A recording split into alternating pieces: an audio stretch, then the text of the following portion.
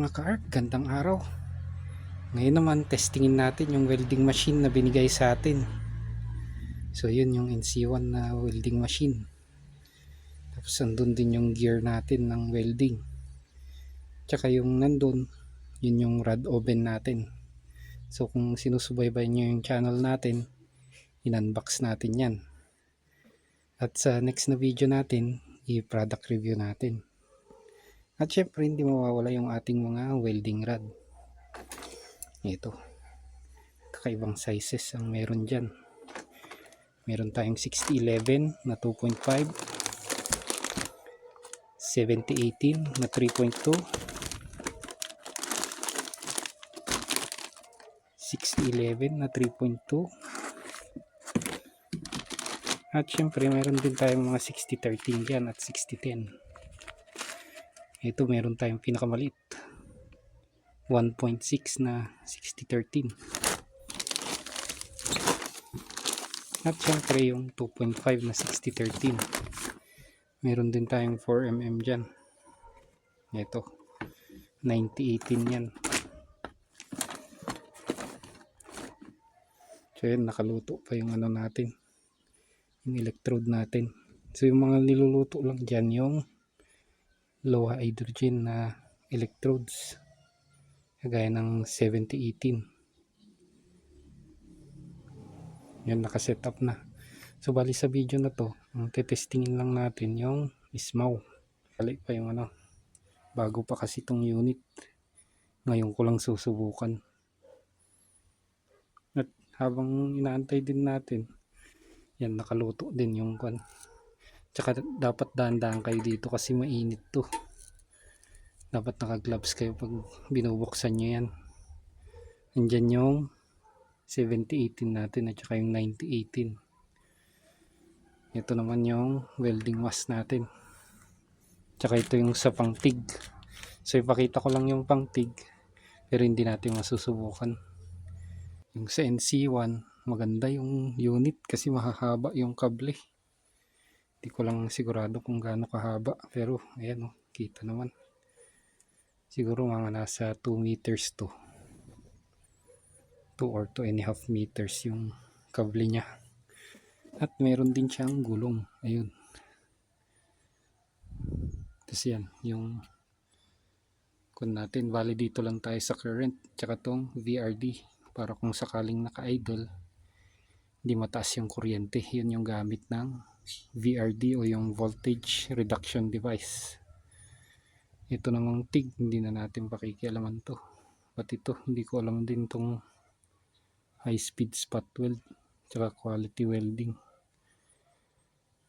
Pero subukan na lang natin since yun naman ang goal natin sa video na to.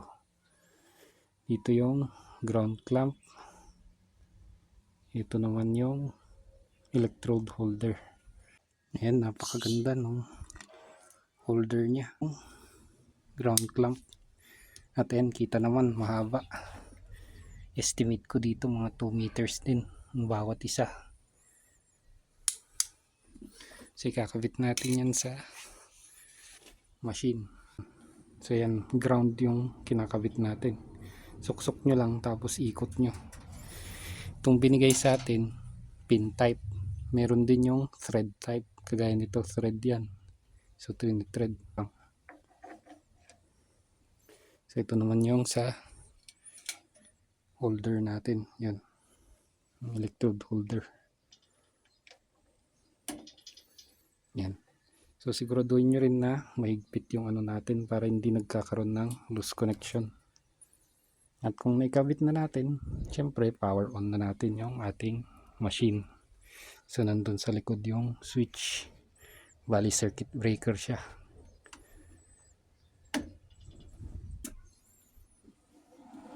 Yan. Tapos yan yung maamperahe natin. Dito. Yung current. Dito tayo sa 45. At syempre test lang muna natin yung spot nya muna. At kung nandito na kayo sa video na to, at hindi nyo pa napapanood yung ating safety vlog, please panoorin nyo muna yung ating safety vlog nang sa ganun maiwasan din natin yung aksidente. Ewan ko kung comprehensive yung nagawa kong video, pero kung gusto nyo bisitahin nyo muna bago kayo magtuloy para safe yung ating pagwi-welding. At spot ko yung kon natin, yan yung pagtatakan natin.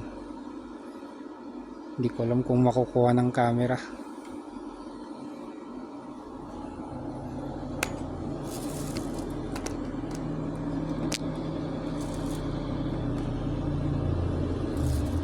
Mahulog yata. Ito yung welding machine natin. Yan, sana hindi masunog yung camera natin.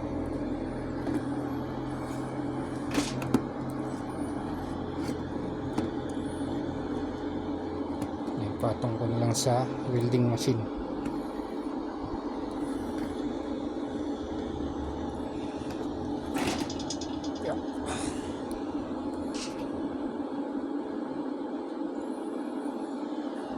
Testing natin yung takt function nya. Ang gagamitin nating amperahe mga 60 or 70. Tingnan natin kung maganda sa 6011. Yung medyo kinakalaw. Practice, linisin natin yung weldingin natin.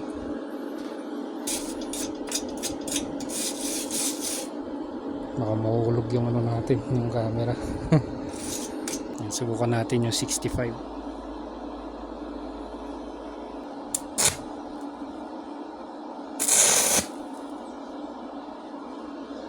Malakas siya guys, oh. 65 pa lang. Oh.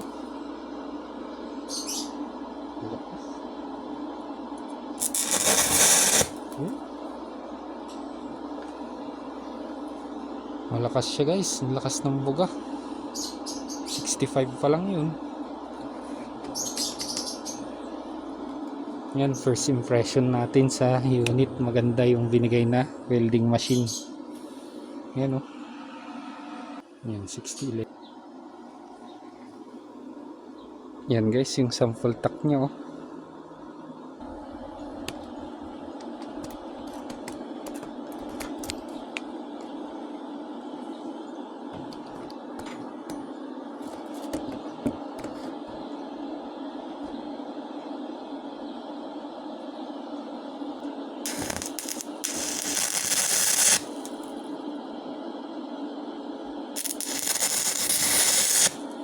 Yun, bumabugay.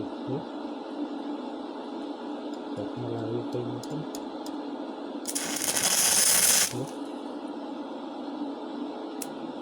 Malinis yung kuryente niya.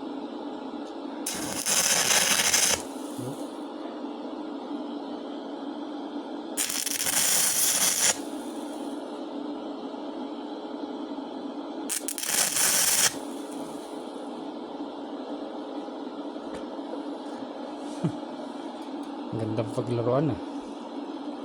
Subukan kaya natin yung 3.2. Malakas na yung 60 nya, eh. Yung 65, 66. Subukan natin sa 3.2.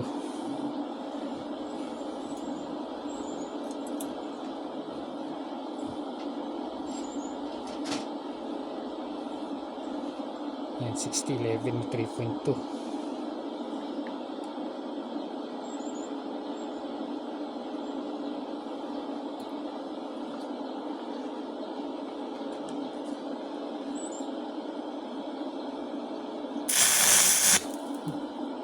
Ay, 3.2, ah. Okay.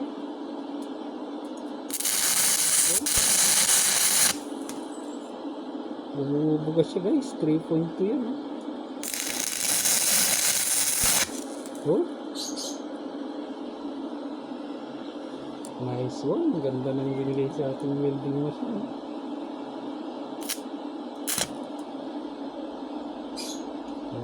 Isang kaway lang. Okay. Gandang paglaruan nito. Okay.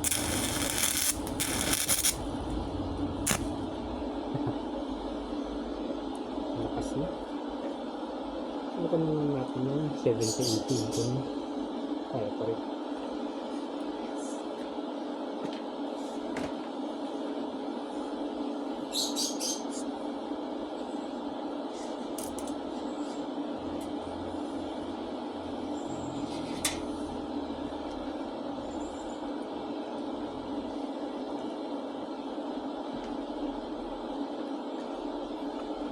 Ito naman 70-80.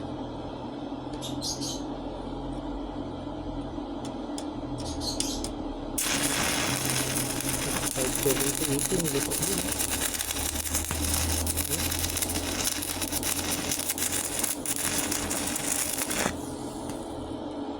70-80 na guys. Ano pa lang yung amperahe natin? Yan, 66. Yan o, 100.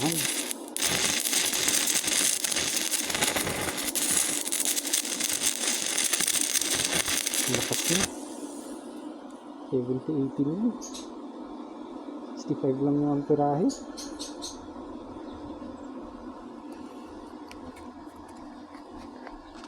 Ito po ang inyong Arc Fusion Metalworks. And kung hindi pa po kayo nakasubscribe sa ating channel, ay huwag niyo pong kakalimutan ng subscribe. At i-on nyo rin ang notification bell nang sa ganun updated kayo sa mga latest uploads natin. Bye guys!